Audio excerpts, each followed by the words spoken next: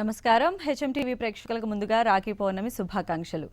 అన్నా చెల్లెల అనుబంధానికి నిర్వచనంగా నిలువెత్తు సాక్ష్యంగా నిలుస్తున్నారు ప్రముఖ గేయ రచయిత సుద్దాల అశోక్ తేజ గారు. వారి సహోదరి అయినటువంటి భారతి గారు ప్రస్తుతం మన స్టూడియోలో ఉన్నారు. మరి ఈ రక్షాబంధన్కి సంబంధించి వారి అనుబంధం ఎలా ఉండేది, చిన్నప్పుడు వాళ్ళిద్దరి మధ్య రిలేషన్ ఎలా ఉండేది, ఇన్స్పైర్ చేసిన విషయాలు ఏంటో వారి మాటలోనే తెలుసుకుందాం.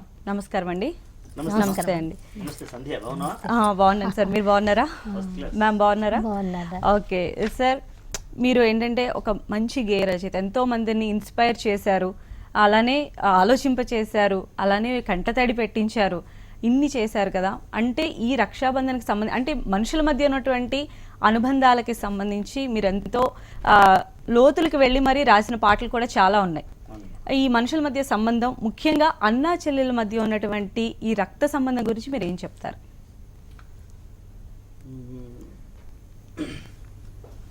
అన్న అంటే మామూలుగా మా సినిమా వాళ్ళు అమ్మలో ఉన్న మొదటి అక్షరం ఆ అని, నాన్నలో ఉన్న రెండో అక్షరం నా అని, ఈ రెండు కలిస్తే అన్న అయిందని ఒక నిర్వచనం ఇస్తారు. నేను చెల్లి అంటే సోదరి ఏదైనా, ఎవరైనా అక్క కావచ్చు లేదా చెల్లి కావచ్చు, మదర్ తర్వాత అంటే అమ్మ తర్వాత, అమ్మ ఉంటే సరే, అమ్మ ఒకవేళ లేకపోతే, అమ్మ జ్ఞాపకం వస్తే చెల్లితో నేను మాట్లాడి చూడండి, మీరు అమ్మ లేని లోటు తెలుస్తుంది. మీకు ఎప్పుడైనా ఈ జీవితంలో, ఈ పోరాటంలో, ఈ పరుగు పందెంలో నేను ఒంటరివాడిని అయిపోయానని అనిపించినప్పుడు ఒక్కసారి మీరు చెల్లి దగ్గరికి వెళ్ళరండి, మీరు ఒంటరి వారు కాదని తెలిసిపోద్ది. ఎప్పుడైనా మీకు బాగా దుఃఖం కలిగిందా, ఈ దుఃఖాన్ని ఎవరికి చెప్పొద్దు కదా, మగాళ్ళు కొంచెం కన్నీళ్ళు కనిపించనివ్వరు కదా, కన్నీళ్ళను దాచుకోవాలి కానీ కన్నీళ్ళు ఆగట్లేదు, ఇలాంటి పరిస్థితి వచ్చినప్పుడు మీ చెల్లి దగ్గరికి వెళ్ళి కన్నీళ్ళు పెట్టుకోండి. సరిగ్గా మీకు మళ్ళీ అమ్మ, తల్లి చెల్లి రూపంలో కనబడుతుంది. ఇది నాకు తోడబుట్టినటువంటి సోదరి మీద ఉన్నటువంటి అభిప్రాయం. మాకు చెల్లె ఒకటి, మేము ముగ్గురం అన్నదమ్ములం. నేను పెద్ద అండి, నా తర్వాత ప్రభాకర్ అని తర్వాత రెండవ, మూడవ సంతానంగా భారతి, ఈమె తర్వాత తమ్ముడున్నాడు సుధాకర్ తేజ. మేము నలుగురం. మా నాన్న తెలుసు కదా, సుద్దాల హనుమంతు, మా అమ్మ జానకమ్మ, వాళ్ళు ప్రముఖ స్వాతంత్ర సమరయోధులు, నాన్న గొప్ప కవి, మా అమ్మ కూడా బాగా పాడేది. అయితే నాన్న రాయడం అనేది నాకు ఎంత బాగా వచ్చిందో, నాన్నలాగా బాగా చదవడము, ఆ గాయక ప్రతిభ చెల్లికి వచ్చింది. చాలామంది మా నాన్నకు తెలిసిన పెద్ద పెద్ద వాళ్ళు కూడా, అంటే ఒక కమ్యూనిస్ట్ పార్టీ ఫ్యామిలీ మాది, కమ్యూనిస్ట్ పార్టీ నాయకులు, ఒక ధర్మభిక్షం గారు కావచ్చు, ఒక ఆరుట రామచంద్రారెడ్డి, ఒక రావినారాయణ రెడ్డి గారు, ఒక మగ్దుమ్ మొహిద్దీన్, ఇలాంటి వాళ్ళు ఉన్నారు కదా. వాళ్ళు ఎవరైనా ఎప్పుడైనా ఏమనేదంటే, మీ నాన్నలాగా నీకు రైటింగ్ వచ్చింది, మీ నాన్నలాగా మీ చెల్లికి పాడొచ్చిందని. నేను కూడా పాడతాను, కానీ ఆ క్రెడిట్ కొట్టేసింది మా చెల్లెని. చిన్నప్పటి నుంచి మా చెల్లెను ఎదురుగా కూర్చోబెట్టుకుని హార్మోనియం పెట్టుకుని మా నాన్న పాడించేవాడు. మా ఇంట్లో అందరికంటే గొంతు ఆమెది బాగుండేది. ఇది ఓకే. నిజంగా అంటే అశోక్ గారు చెప్తున్న మాటలను బట్టి చూస్తే చెల్లెలంటే ఎంత ఇష్టం ఉందో అంటే మాకు తెలిసిపోతూనే ఉంది. మరి మీ బ్రదర్స్ గురించి, మీ అంటే రాఖీకి సంబంధించి చెప్పండి.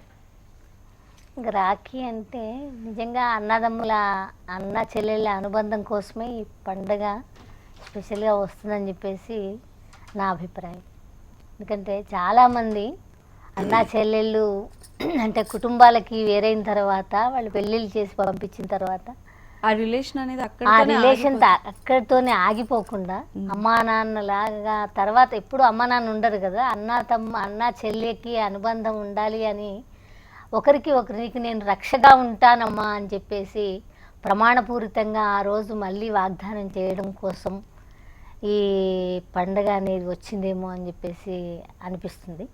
ఇంకోటి చెల్లెళ్ళు కూడా, అత్తగారు కొంతమంది చాలా బాగా అందరు కలిసి ఉండే ఫ్యామిలీస్ అంటే ఓకే, అసలు పంపించని వాళ్ళు కూడా ఉన్నారు సమాజంలో చాలామంది. ఉమ్, ఈ పండగ సందర్భంలోనన్నా అన్నా చెల్లెళ్ళు కలుసుకునే అవకాశం ఇప్పుడే వస్తుంది. ఉమ్, అది తను అన్నాల కోసం ఎదురు చూసి ఈరోజు అన్నయ్యకు నేను రక్ష కట్టాలి అన్నటువంటి అభిప్రాయంతో ఎంతో ఆశతో చెల్లి అన్నయ్య దగ్గరికి వస్తుంది.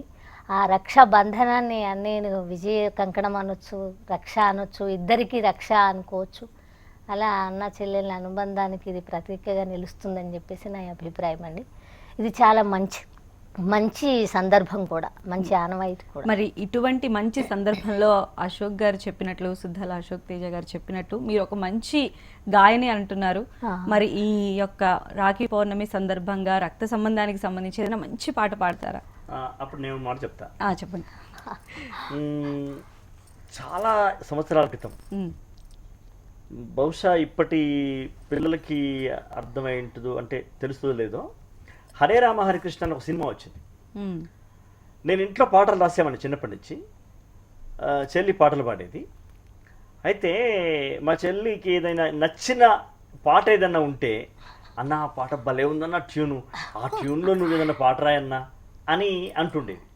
ఒకసారి హరే రామ హరికృష్ణలో చిన్నప్పుడు ఇంట్లో రేడియో ఉండేది కదా, వివిధ భారతిలో పెడితే, फूलों की तारों की सबके कहना है, एक हजारों में मेरी बहना है, सारी उम्र हमें संग रहना है, फूलों का तारों का सबके कहना है. ఇంత మాత్రమే విన్నదాన్ని. ఇది నాకు చెప్పి పాట రాయమంటది. అప్పుడు నాకు ఏంటి, అప్పుడు నేను రైటర్నా, ఏదో మామూలుగా రాసుకునే వాళ్ళం. ఈ ట్యూన్లో నాకు పాట కావాలి అని ఆమె చెప్తే, అప్పుడు నేను ఇంటర్మీడియట్ ఫస్ట్ ఇయర్ చదువుతున్నాను. Just I was in 16 years అట్లా ఉంది. బట్ ఆమె అడిగింది కదా అని, అంటే బహుశా నేను ఇంకొక 10 ఏళ్ల తర్వాత సినిమా రైటర్ ట్యూన్కు రాసేది ఉంది కాబట్టే చిన్నప్పుడే ఆమె నాతో రిహార్సల్ చేయించినట్టు అనిపిస్తుంది. అంటే ప్రపంచంలో, జీవితంలో ఏది యాదృచ్ఛికం కాదండి. ఒకటి మన జీవితంలోకి ఎదురవుతుంది అంటే దాన్ని లీడ్ చేయడానికి ఇంకేదో సంఘటన జరగబోతుంది అన్నట్టు. అది భగవంతుడు చేశాడా, లేకపోతే కాలమే అలా వచ్చిందా, ఏదైనా మన హృదయాన్ని బట్టి ఉంటుంది, మన సంకల్పాన్ని బట్టి వస్తుంది. అలా ఆమె నన్ను ఆ ట్యూన్ ఇచ్చి నేను రాయమంటే నాకు అంత గుర్తులేదు. ఆమెకి ఏమైనా గుర్తుంటే వినిపిస్తుంది. ఆవిడ చేతే పాడిద్దాం. అన్నయ్య పాటనే, అన్నయ్య పాడాలి. నా చెల్లి చెప్పండి, మీరు పాడండి. నా చెల్లి మాటలే తేనెల మూటలు, నా చెల్లి హృదయమే ప్రేమకు పుట్టిల్లు, చెల్లి నేను వీడని బంధాలు. నా చెల్లి మాటలే తేనెల మూటలు, నా చెల్లి హృదయమే ప్రేమకు పుట్టిల్లు, చెల్లి నేను వీడని బంధాలు, నా చెల్లి మాటలే తేనెల మూటలు.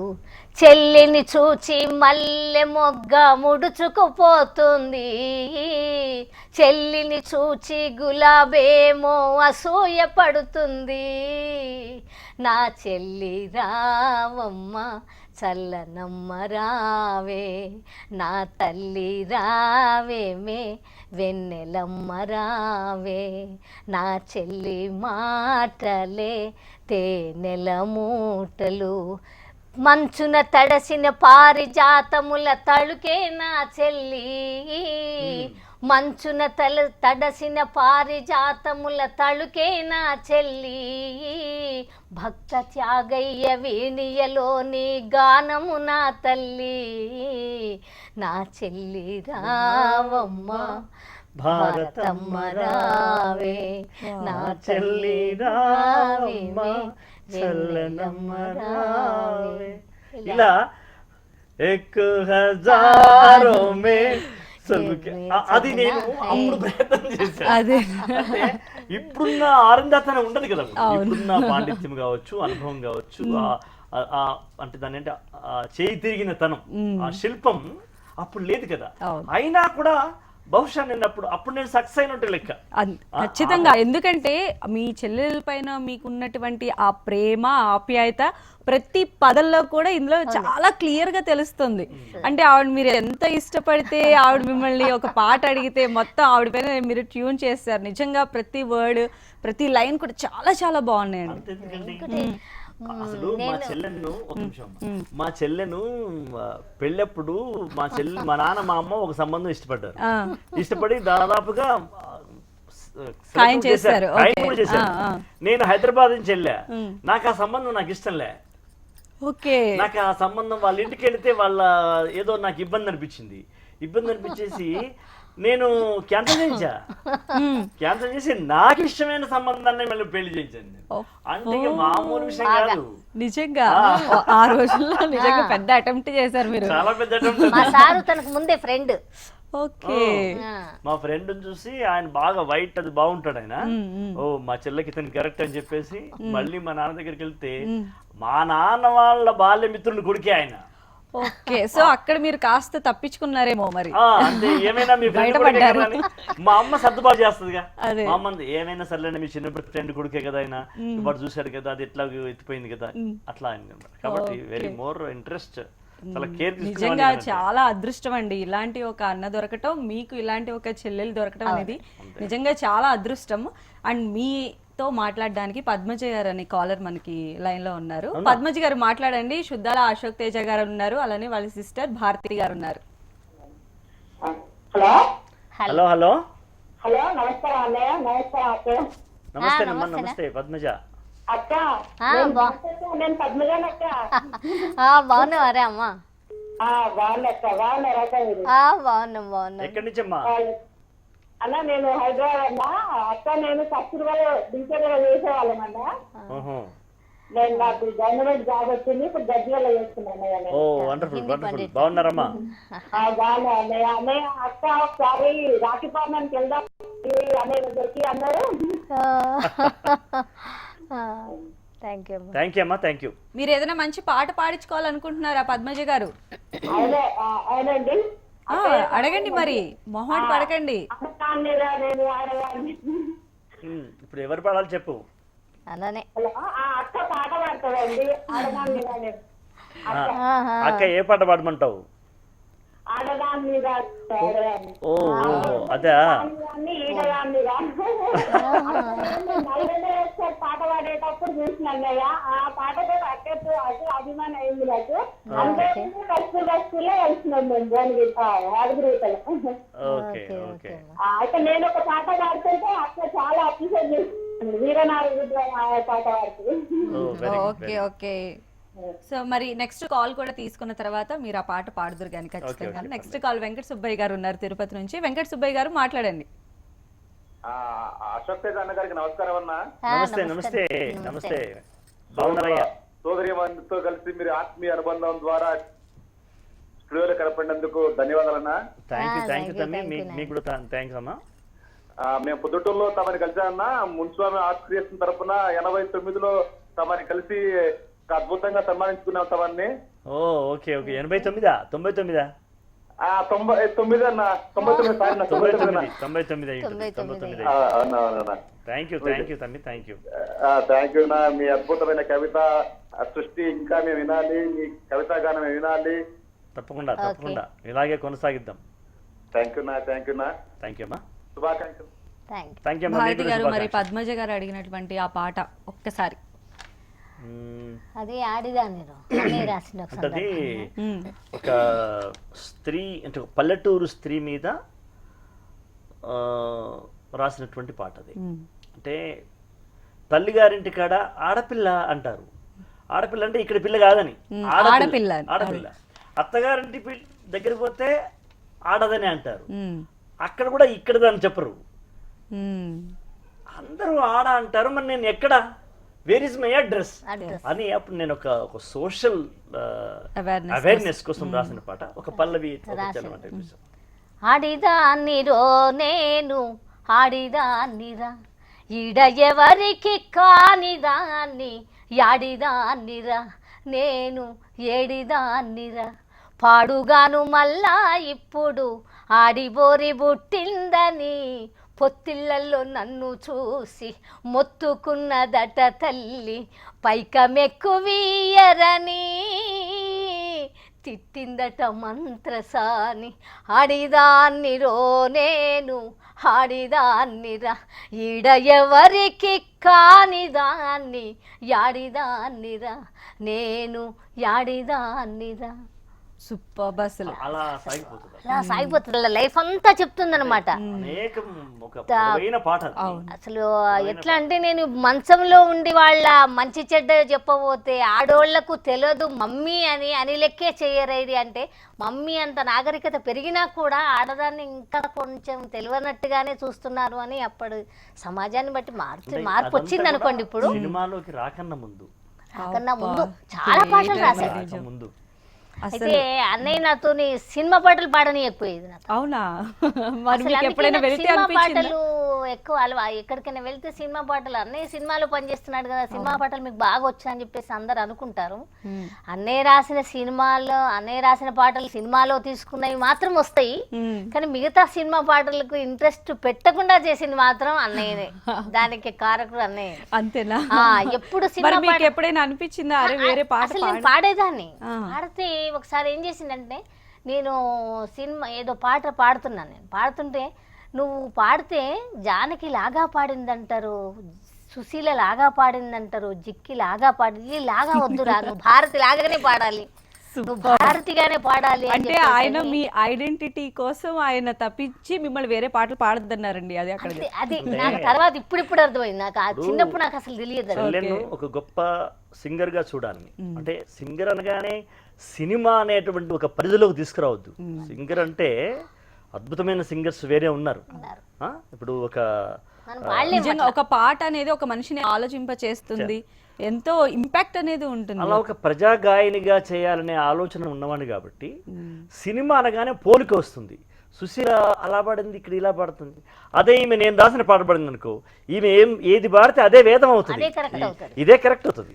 ఇట్లా ఒక ఐడెంటిటీ, ఈమెకంటూ ఒక ఐడెంటిటీ తీసుకురావాలనే ఆలోచన ఒక బ్రదర్ గా నాకు చిన్నప్పటి నుంచి ఉండింది. వావ్, నిజంగా అంటే చాలా అంటే మిమ్మల్ని కలిసిన తర్వాత అన్న చెల్లెళ్ళు అంటే ఈ చిన్న ఫౌండేషన్ నుంచి కూడా ఒకళ్ళపైన ఒకళ్ళు ఇంత అంటే ఆప్యాయత కావచ్చు, నా చెల్లి ఇంత పెద్ద వృద్ధిలోకి రావాలి, లేకపోతే మా అన్నయ్యలో ఇంత టాలెంట్ ఉంది దాని పైకి తీసుకురావాలి అన్నటువంటి ఆలోచనలు మీకు అప్పటి నుంచి కలిగించారంటే నిజంగా మీ పేరెంట్స్ కూడా హ్యాట్స్ ఆఫ్ అండి.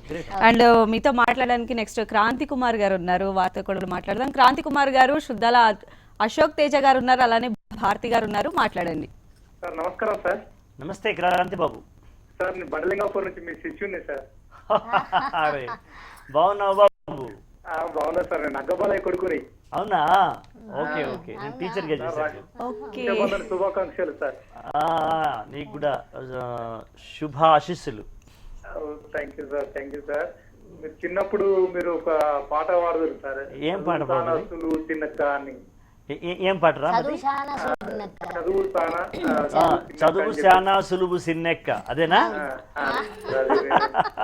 అంటే అప్పుడు గుర్తు పెట్టుకున్నారు అంటే ఆయన అదే అంటున్నారు. చదువు వెలుగు కార్యక్రమం కోసం రాశాడు అన్నయ్య.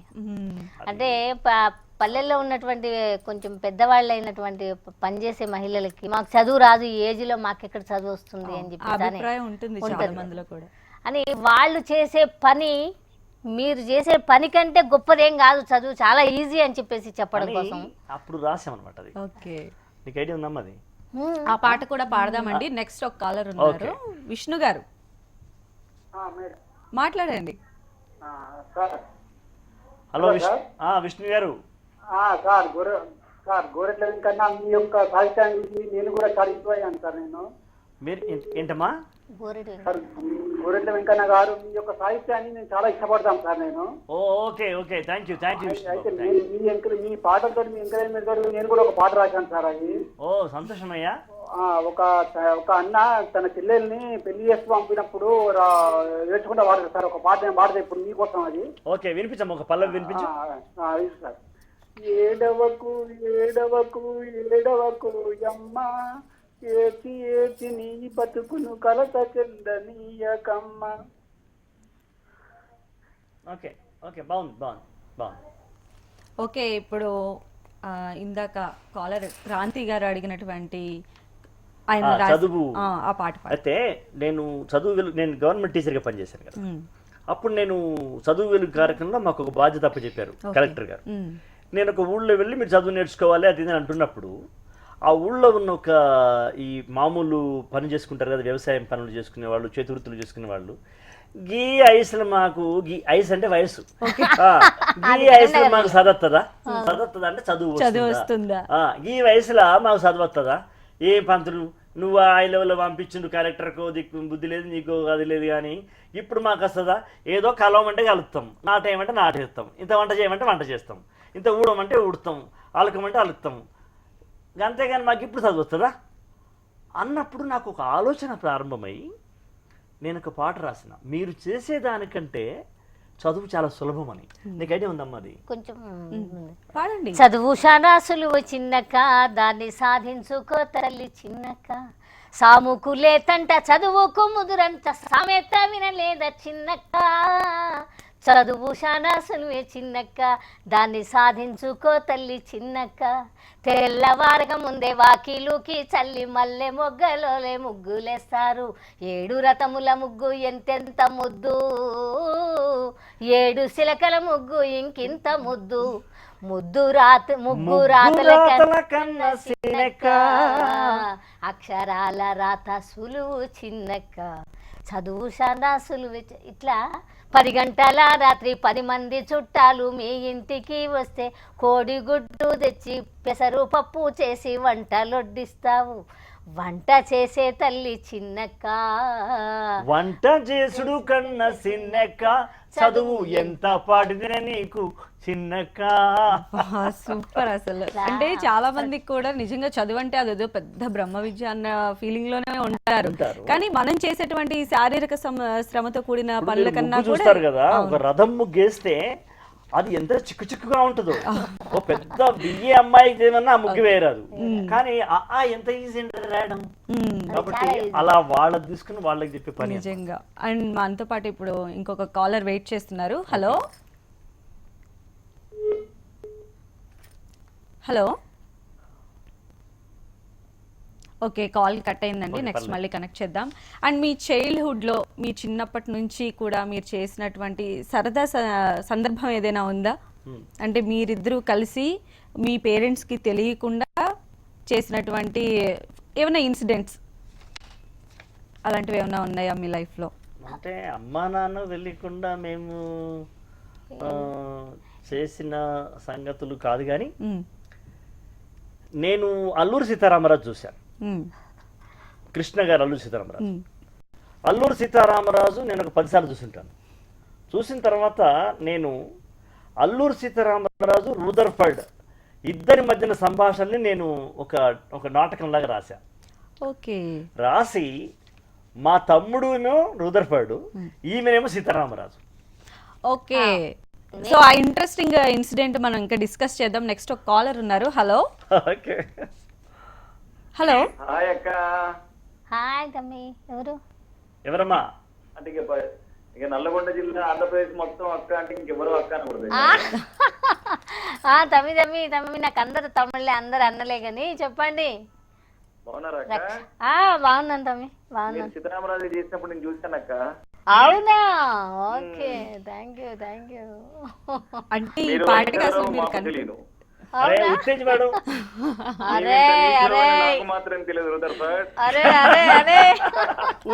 ఇక్కడ గాలి పవిత్రం, మట్టి పవిత్రం, కొండలు లోయలు సమస్తం పవిత్రం, 1000 జన్మలకైనా ఇక్కడే పుడతాను భారతక్క. మనం అందరం కలిసే కదా చేసినాంరా. హెచ్ఎంటి వాళ్ళ గమ్మత్ ఏంటంటే ఇప్పుడు అశోక్ మావయ్యకు తన చెల్లె, అవును, చిన్నప్పుడు కలిసి అందరం పెరిగాము కాబట్టి నాకు అసలు పిండి అవుతుంది, కానీ నేను అక్కనే వాడిని. చిన్నమ్మ అవుతుంది వాస్తవంగా, చిన్నప్పుడు అక్క అక్క అని పిలుస్తారు కదా. ఇప్పటికి కూడా వాడిని నేను రాఖీ కూడా కట్టిస్తాను. అందులో ఒక డైలాగ్ అది బాగా చెప్పేది దీంట్లోనే అల్లూరి సీతారామరాజులో. వాడే చెప్తాను. నువ్వు చెప్పు, అప్పుడు చెప్పింది నువ్వు చెప్పు. ఎండకు ఎండి అదేనా? ఎండకు ఎండుతూ వానకు తడుస్తూ అరుగాలం శ్రమిస్తూ అరపూట అన్నానికైనా నోచుకోలేని నా అన్నలు చాలని గుడ్డలతో శరీరాన్ని కప్పుకోలేక సిగ్గుతో అవమానంతో కృంగి కృషించిపోతున్న మా చెల్లెళ్ళు, పాలు లేక బ్రతకలేక చస్తూ బ్రతుకుతూ అల్లల్లాడిపోతున్న పసిపిల్లలు, వీరినందరినీ చూస్తూ ఆవేశపడక ఆవేదన పడక ఆనందించమంట వారు ద ఫ్యాక్ట్. మేము నాగరికత నేర్పింది. మాకు నాగరికత నేర్పింది. మీ దేశంలో బట్ట కట్టక ముందే మా దేశంలో పట్టు వస్త్రాలు నేశారు. మీ దేశంలో భాష లేని కాలంలో ఇక్కడ గణశాస్త్రం పుట్టింది. సకల శాస్త్రాలకే నిలయాలమైన ఈ సచరిత్ర భరత జాతికి నీవా రుదర్ఫర్డ్ మాకు నాగరికత నేర్పింది. ఆత్మవంచన రుదర్ఫర్డ్, ఆత్మవంచన. ఆశకు తలవంచవు, శాసనానికి తలయొగ్గవు. మాట్లాడుతున్నాడు అక్కడ. గొప్ప దేశభక్తుడిని చంపబోతున్నాను. వెరీ గుడ్, చంపేసాడా? సో ఇలాంటి జ్ఞాపకాలు నిజంగా ఇప్పుడు నెమరు వేసుకుంటే చాలా బాగుంటాయి కదండి. మా ఇల్లు అప్పుడు చెల్లి చాలా చిన్నది, అంటే అంటే అందరిలో ఆవిడే చిన్న. నేను 4th క్లాస్. నా తర్వాత ఇంకో తమ్ముడు తర్వాత ఈమె కదా, ఈమె 4th అవుతుంది. 4th. మా తమ్ముడేమో వాడు 6th ఏమో చదువుతున్నాడు. వాడు రుదర్ఫర్డ్ వేషం వేయించి ఈమెకు.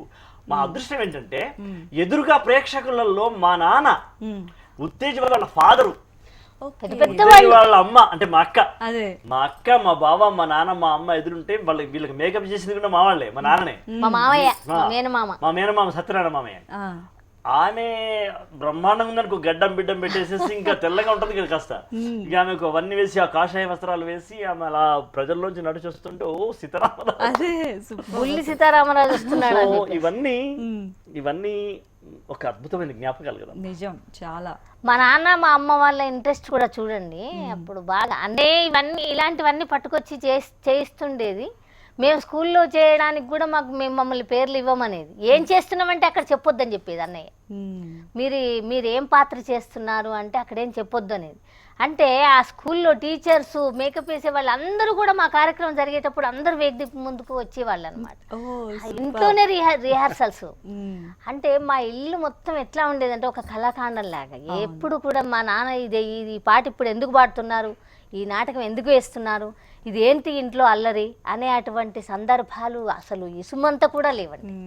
ఎప్పుడు కూడా పాటలు, వాళ్ళలో ఉన్నటువంటి ఆ టాలెంట్, వాళ్ళలో ఉన్నటువంటి ఆ జిజ్ఞాస మొత్తం మీకు సంక్రమించేశాయి. అంతే కదా, వాహికండి, పూర్వజుల వంశధార ఇది. యాక్చువల్ గా అంటే తల్లిదండ్రులకి ఉన్నటువంటి అన్ని కూడా పిల్లలకి రావాలని రూల్ లేదు. బట్ ఇక్కడ మాత్రం నిజంగా మీరు పుణికి పుచ్చుకున్నారు.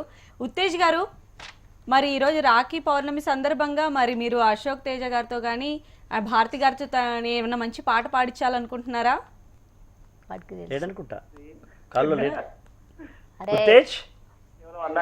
మాత్రమే కాదు ఇది. అరే అరే అరే చెప్పురా, నీకేం కావాలో చెప్పురా. నీకేం పాట కావాలి చెప్పురా. ఏం పాట చాలా ఉన్నాయి, మామయ్య పాటలు బోర్డు ఉన్నాయి. మనము చిన్నప్పుడు ఆ సినిమా ట్యూన్ కు పాటలు రాసింది చూడు, ఓ బాట సారి అనే పాటకు మనం, అంతే కదా. ఓ రాగిని అంట అది అన్నయ్య. అది కాదురా, ఓ బాట సారికి మనము కన్నీరు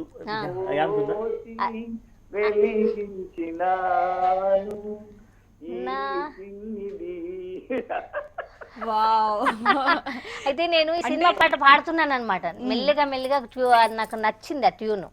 నచ్చి బాగా కన్నీరు పోసి అని నేను ఓ బాటసారి నన్ను మరువకోయి మజిలియటైనా మను మా సుఖాన అని పాడుతున్నా నేను. అన్నయ్య వచ్చేసి ఏంటమ్మా ఈమె సినిమా పాట పాడుతున్నావు అని అన్నాడు. అంటే లేదు ట్యూన్ చాలా బాగుంది అన్నాడు. మరి ట్యూన్ ఈ పాట బాగాలేదు అని అంటున్నావు కదా, ఈ స్టైలే నాకు పాట కావాలి, ఇప్పుడు రాసివ్వు. బాగా అడిగారు అప్పుడే. అసలు నేను అర్ధరాత్రి కూడా పాట అడిగేస్తానండి. ఇప్పటికి కూడా నాకు అవసరం ఉంటే నేను అర్ధరాత్రి అయినా ఫోన్ చేసి అడిగేస్తాను. తను ఇక తప్పదు. ఒకసారి చంద్రబాబు నాయుడు గారు కార్యక్రమం, చదువుల పండుగ కార్యక్రమం నడుస్తూ ఉంది. తెల్లవారితే సీఎం గారు మా జిల్లాకు వస్తున్నారు, కొండమల్లి పెళ్లికి వస్తున్నారు. అన్నయ్య మద్రాసులో సినిమా పాటలు బిజీగా ఉన్నారు, వసే రావాలన్న పాటలు రాస్తున్నారు. నేను రాత్రి 11 గంటలకు ఫోన్ చేశా. పొద్దునుంచి ట్రై చేస్తున్నా కలుస్తలేదు. అన్న ఫోన్ చేశాను, ఏందిరా అమ్మా అనగా నాకు పాట కాదు. ఏందమ్మా ఇది 11 అవుతుంది, నేను సినిమా పాట రాసి ఇప్పుడే పడుకున్నాం అనుకుంటున్నాను. లేదు రేపు చంద్రబాబు నాయుడు గారు వస్తున్నారు, నాకు ఇప్పుడు పాట కావాలి, చదువుల పండుగ మీద నాకు పాట కావాలి అని వెంటనే ఏం చేసి, నువ్వు గంట తర్వాత మళ్ళీ ఫోన్ చేస్తాను, నాకు పాట ఇవ్వు, నేను రాసుకుంటానని చెప్పేసి పెట్టేస్తా ఫోన్. తప్పదని తప్పకుండా 11 గంటల కంటే ఒక 10 నిమిషాల ముందే ఫోన్ చేసి పాట ఇచ్చేసినారు నాకు. ఆ పాటను నీ ఇష్టం ఉన్న ట్యూన్లో పాడుకోవే, నువ్వు దాన్ని కూడా నన్ను సంపకు అని చెప్పేసి అంటే, లేదు నువ్వేమనుకున్నావో చెప్పు అంటే, ఇలా అనుకున్నాను అని చెప్పిండు. దాన్ని కొంచెం ఇంకా అటు ఇటుగా నేర్చేసుకొని తెల్లవారి సీఎం గారి ప్రోగ్రాంలో పాడేశాను. పాడేసి అట్లాంటి సందర్భాలు కూడా చాలా ఉన్నాయి. చైల్డ్ లేబర్ గురించి అనండి, ఆడపిల్లల గురించి అనండి, ఇక్కడ పర్యావరణం గురించి అనండి, ఏ పాట కావాలన్నా కూడా నాకు సముద్రం అంటే జ్ఞాపకం వచ్చింది. ఇప్పుడు బహుశా ఇప్పుడు 2 రాష్ట్రాల్లో కూడా హరితహారం, అటు వనం మనం అని, ఇటు హరితహారం, ఇటు ప్రియతమ సీఎం చంద్రశేఖరరావు గారు ఇక్కడ హరితహారం అని, అక్కడ చంద్రబాబు గారు వనం మనం అని రాస్తున్నారు. ఆ సమయానికి అంటే ఆ పచ్చదనం కోసం, చెట్టు కోసం నేను ఒక పాట రాశాను. అది చాలా బాగా పాడుద్ది. అవును, చాలా బాగా రాశాడండి. అంటే ఆ చెట్టు అమ్మలాగా మనకు అన్ని ఇస్తుంది కదా, దాన్ని నరికితే అమ్మని నరికినట్టు కదా అని చెప్పేసి, చెట్టుకు నోరేస్తే ఎట్లా ఉంటుంది అని చెప్పేసి రాశాడండి. అసలు మా నల్గొండ జిల్లా కలెక్టర్ వలవల ఏడ్చారు నేను పాడితే. చెట్టును రా చెలి అనే రాసింది. చెట్టును రా చెలిమిని రా, తరువును రా తల్లిని రా, నరికి వేయబోకురా, కరువు కోరుకోకురా, అమ్మనురా నన్ను అమ్మకురా, కొడుకువురా నన్ను కొట్టకురా, సూర్యరశ్మి బువ్వగా లవణాలే పాలుగా కలిపి ఉగ్గు పాల పిండి తిండి చేసినానురా, సూర్యరశ్మి బువ్వగా లవణాలే పాలుగా కలిపి ఉగ్గు పాల పిండి తిండి చేసినానురా, కడుపు నింపు మాతకు కడుపు కోత పెట్టకు, కడుపు కోత పెట్టకు, చెట్టునురా చెలిమినిరా, తరువునురా తల్లినిరా, నరికి వేయబోకురా, కరువు కోరుకోకురా, అమ్మనురా నన్ను అమ్మకురా, నువ్వు నా కొడుకువురా నన్ను కొట్టకురా. ఇట్లా చాలా చరణాలు. ఇలాంటి క్లాప్స్ కొట్టించే పాటలు సుద్దాల అశోక్ తేజ గారు ఎన్నో రాశారు. ఇందులో కూడా సూపర్ అండి. అండ్ ఇంకొక విషయం ఏంటంటే, మీ యొక్క పాటకి ఆవిడ 100% కాదండి 1000% న్యాయం చేశారు. అసలు ఆవిడ అందులో లీనమైపోయి ఆవిడ పాడేటువంటి పాట అసలు అంటే ఇప్పుడు మీరు అర్థమైపోయి ఉంటుంది. సుద్దాల అశోక్ తేజ ఇవాళ బాగా రాస్తున్నాడు, బాగా ఎంతో పేరు తెచ్చుకుంటున్నాడు, మీలాంటి వాళ్ళు ప్రజల చేత మంచి పాట రాస్తున్నాం అనిపించుకుంటున్నానంటే నా బ్యాక్గ్రౌండ్ ఇవాళ మీకు తెలిసిపోతుంది. మా చెల్లి ఎలా ఉంది, మా నాన్న ఎలా ఉన్నాడు, మా అమ్మ ఎలా ఉన్నాడు, మా తమ్ములు ఎలా ఉన్నారు, మా అక్కయ్య కొడుకు ఉత్తేజ్ ఎలా ఉన్నాడు, అంటే మా ఫ్యామిలీ బ్యాక్గ్రౌండ్ అనేది. ఇప్పుడు మా అమ్మ నన్ను డాక్టర్ గమ్మన్లా, మా అమ్మ నన్ను ఇంజనీర్ గమ్మన్లా, మా అమ్మ నన్ను పెద్ద బిజినెస్ మ్యాన్ గమ్మన్లా. మా అమ్మ ఏమందంటే, నువ్వు నాన్న లెక్క గొప్ప పాటలు రాయి నాన్నంది. బహుశా ఏ తల్లైనా ఓ డాక్టర్ గమ్మంటది కానీ నన్ను మా అమ్మ రైటర్ గమ్మంది. సో ఒక మనిషి యొక్క ఎదుగుదలకు వెనకాల కుటుంబ నేపథ్యం ఎంత ఉందనేది చాలా ఇంపార్టెంట్. ప్రస్తుత పరిస్థితుల్లో కూడా అది ఎంతో పటిష్టంగా ఉండాల్సిన అవసరం కూడా. పిల్లోడు అద్భుతంగా బొమ్మలు గీస్తుంటాడు, తల్లి వచ్చేసి నువ్వు మ్యాథమెటిక్స్ చేయకుండా బొమ్మలు ఎందుకు గీస్తున్నావు అని బొమ్మ చింపేస్తుంది. అక్కడ ఒక రవివర్మ చచ్చిపోతున్నాడు, ఒక పికాసో పునాదుల్లోనే తొక్కివేయబడుతున్నాడు. ఇది మదర్స్ అండ్ ఫాదర్స్ అర్థం చేసుకోవాల్సిన విషయం. అసలు నిజంగా కూడా చెప్పాలంటే ఒక అన్న చెల్లి అంటే ఇలా ఐడియల్గా ఉండాలి అని మిమ్మల్ని చూస్తే అర్థమవుతుందండి. ఒక్క మాటలో చెప్పాలంటే చిన్నప్పటి నుంచి కూడా ఎన్నో రక్షాబంధన్ చేసుకుని ఉండుంటారు కదా, బాగా గుర్తుండిపోయిన రక్షాబంధన్ ఏదైనా ఉందా అండి? నేను చెల్లెకి గుర్తుందో లేదో కానీ నేను ఇంటర్మీడియట్ చదువుతున్నప్పుడు, ఇప్పుడు మీరు రక్తబంధం అన్నారు కదా, రక్త సంబంధం అని ఒక సినిమా వచ్చింది. అంటే అది 2వ సారో 3వ సారో వచ్చింది. మార్నింగ్ షో వస్తే ఎన్టీ రామారావు సావిత్రి సినిమా, అది నేను రాత్రి చూశాను. మీరు నమ్ముతారా, రాత్రి చూసిన తర్వాత అందులో చెల్లి అన్న చనిపోతారు చివరికి, చాలా పెద్ద సెంటిమెంట్ సినిమా అది. అది చూసిన తర్వాత నేను నిద్రపోలా, భోంచేయలా, పొద్దున్నే లేచి మా ఊరికి వెళ్ళి చెల్లెను చూసేదాకా నాకేం తోచల. ఆమె దగ్గరికి వెళ్ళిపోయి మా అమ్మ ఆశ్చర్యపోయి, ఏంట్రా నువ్వు ఇప్పుడు ఇటు వచ్చావేంటి, ఇప్పుడు సెలవులు లేవు కదా అంటే, రాత్రి రక్త సంబంధం సినిమా చూస్తే మళ్ళీ చెల్లెని జురబుద్ధి ఏందమ్మా అని మళ్ళీ వెనక్కి వచ్చేసానమ్మా అన్నది. అది గుర్తుకొస్తే ఎంత చాలా అండి. అసలు మా నాన్న బాగా కోపం చేసినాడు ఆ రోజు. నిన్ననే వెళ్ళాడు, బాగా పేదరికం, అంటే ఛార్జీలే కష్టం కదమ్మా, ఛార్జీలే కష్టం. ఎందుకు వచ్చాడు వీడు అని చెప్పి నిన్ననే వెళ్ళాడు మళ్ళీ వచ్చేసాడు వెంటనే అంటే మళ్ళీ పంపించాలి కదా, మళ్ళీ డబ్బులు కావాలి కదా. అలాంటి పరిస్థితుల్లో అంటే నేను తట్టుకోలేకపోయా ఆ సినిమా చూసి. అందులో అన్నా చెల్లెళ్ళది అద్భుతమైన సినిమా అసలు. అంటే రామారావు గారు సావిత్రి గారు చేసిన ది బెస్ట్ మూవీస్ లో అది ఒక మూవీగా నిలిచిపోతుంది. అండ్ ఇప్పుడు మా అందరి కోసం అవును మీరు అశోక్ తేజ గారికి రాఖీ కట్టాలి. తప్పకుండా, చాలా హ్యాపీగా.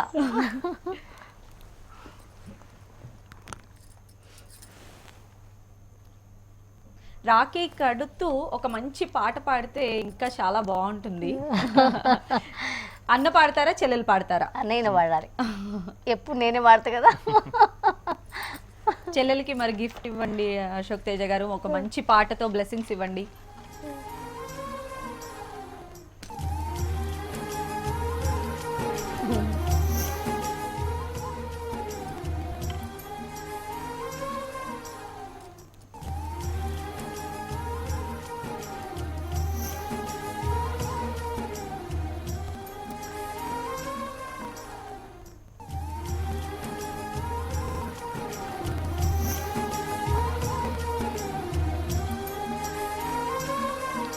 ఎప్పుడు చూస్తుంటా నేను ఎదురు చూస్తుంటా, ఎప్పుడు చూస్తుంటా నేను ఎదురు చూస్తుంటా, అమ్మ తలపుకు వస్తే భారతమ్మను చూడాలని, అశ్రువులే నాకొస్తే నీ వేలి కుసలే కావాలని, అమ్మ తలపుకు వస్తే భారతమ్మే కావాలని, నిద్దుర నాకు రాకుంటే ఈ పరుగుల యంత్రపు లోకంలో, నిద్దుర నాకు రాకుంటే హృదయం కుదుట పడకుంటే, ఒకసారైనా ఒడిలో తలగడ చేసుకొని నిదురించాలని నేననుకుంటా, ఎదురు చూస్తుంటా నేను ఎదురు చూస్తుంటా. నేను కూడా ఎదురు చూస్తుంటా నాన్నను నీలో చూసుకోవాలని. అంటే మిమ్మల్ని చూస్తుంటే నాకు నిజంగా ఏమనిపిస్తుంది అంటే, నాకు కూడా ఒక అన్నయ్య ఉంటే ఎంత బాగుండు అనిపిస్తుంది. నిజంగా నేను చాలా మిస్ అవుతున్నాను అన్న అనే ఒక రిలేషన్ నా లైఫ్లో. అవునండి. అంటే ఇప్పుడు ఉన్న ప్రస్తుత కుటుంబ వ్యవస్థలో నిజంగా కూడా అన్నా చెల్లెళ్ళ మధ్య ఇంతటి ఆప్యాయత అనురాగాలు అయితే నిజంగా లేదమ్మా. కాకపోతే మధ్యలో ఉండే సంబంధాల యొక్క రూపురేఖలు వేరే రకంగా ఉండొచ్చు. ఇప్పుడు ఈమె నన్ను అరే అనడానికి అనదు, మాట చెప్తున్నాను అంటే మేము పెరిగిన పద్ధతి అది. కానీ ఇప్పటి చెల్లెళ్ళు అరే అన్నయ్య అని అనేవాళ్ళు అందుకని అలా అనుకుంటారు కదా. అంటే ప్రెజెంటేషన్లో మార్పు వచ్చి ఉంటుంది కానీ ఆ ప్రేమ సంబంధాల్లో మార్పు వచ్చిందని నేనేం అనుకోవట్లేదమ్మా. కాకపోతే సాఫ్ట్వేరు పిల్లలు అక్కడ బిజీగా ఉంటారు, అన్నలు చిన్నప్పుడే అమెరికాకి వెళ్ళిపోతారు. ఇప్పుడు మా కూతురు ఉంది, నాకు ఒక పెద్ద అమ్మాయి, తర్వాత బాబు, వాడు అమెరికాలో ఉన్నాడు. ఇప్పుడు మా అమ్మాయి మా ఇంటికి వస్తుంది, ఇప్పుడు వచ్చింది, ఆమె మిస్ అయింది కదా. అంటే అనుబంధము ఆత్మీయత ఆ అనుభూతి ఉంది. కానీ ఇప్పుడున్నటువంటి గ్లోబలైజేషన్లో ఈ ప్రపంచీకరణలో మనుషుల మధ్య దూరాలు పెరిగిపోవడం, అంతే తప్ప ఎక్స్ప్రెస్ ఎవరికి వాళ్ళు బిజీ అయిపోవడం అండి. ఎక్స్ప్రెస్ కూడా మారిపోతుంది, మారిపోతుంది. ఎక్స్ప్రెస్ చేసే విధానంలో కూడా మార్పు వచ్చేసింది. అంతే కదా, అంతా వాట్సాప్లు ఇవి అయిపోయింది. అదే.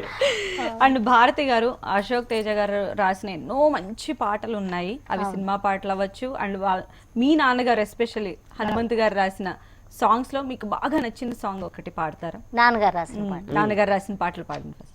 నాన్నగారు రాసిన పాటలు కూడా బాగా పాడినవి. అయితే ఈ మొన్న మధ్య నేను వీర తెలంగాణ సినిమాలో కూడా పాడాను. నేను పల్లెటూరు పిల్లగాడ పాట చాలా ఫేమస్.